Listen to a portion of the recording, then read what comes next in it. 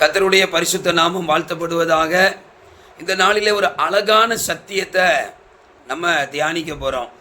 கானா ஒரு கல்யாணத்தில் ஆண்டவர் செய்த அற்புதத்திலிருந்து ஒரு முக்கியமான காரியத்தை நான் உங்களோட கூட பேச போகிறேன். கானா ஒரு கல்யாணத்தில் நீங்கள் பார்த்தீங்கன்னா திராட்சை ரசம் குறைவுபட்டு விட்டது. அதாவது திராட்சை ரசம் காலியாகி விட்டது. உடனே திராட்சை ரசத்தை கொண்டு வரவும் முடியாது. அடுத்து திராட்சை ரசத்தை தயாரிக்கிறதற்கு நேரம் எடுக்கும். ஆனால் இப்படிப்பட்ட குறைவான அந்த குறைவு வந்த நேரத்தில் மரியாள் என்ன செய்தாள் என்றால் இயேசுவினிடத்தில் போனாள் என்று வேதம் சொல்லுகிறது.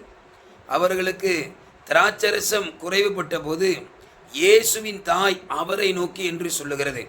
மரியாள் எடுத்த சரியான முடிவு என்னவென்றால், குறைவுகள் வரும்பொழுது நாம் போக வேண்டிய ஒரே இடம் இயேசுவின் சமூகம்.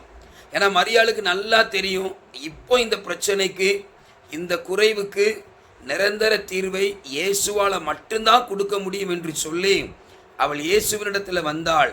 அங்கே அற்புதம் நடந்ததை பார்க்க முடியும். என்னை கேட்குற அன்பு சகோதரா சகோதரியே, நம்முடைய வாழ்க்கையில் குறைவுகள் வரும் பொழுது மரியாளை போல நாம் எடுக்க வேண்டிய சரியான முடிவு என்னவென்றால் இயேசுவின் சமூகத்துக்கு வர வேண்டும்.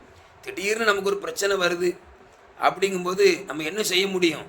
குறைவுகள் வருது, அதை மனுஷனால் நிவர்த்தி பண்ண முடியாது அப்படிங்கிற ஒரு பயங்கரமான ஒரு நெருக்கடியான சூழ்நிலைகள் வரும் பொழுது நம்ம போக வேண்டிய இடம் தேவ சமூகம் மட்டும்தான். என்ன கேட்டால், சின்ன குறைவோ பெரிய பிரச்சனையோ எந்த ஒரு பிரச்சனையாக இருந்தாலும் நீங்கள் முதலாவது கர்த்தருடைய சமூகத்துக்கு போனீங்கன்னா அவர் தகுந்த ஆலோசனைகளை கொடுப்பார், வழிகளை திறந்து தருவார், என்ன செய்யணுமோ அவர் செய்வார்.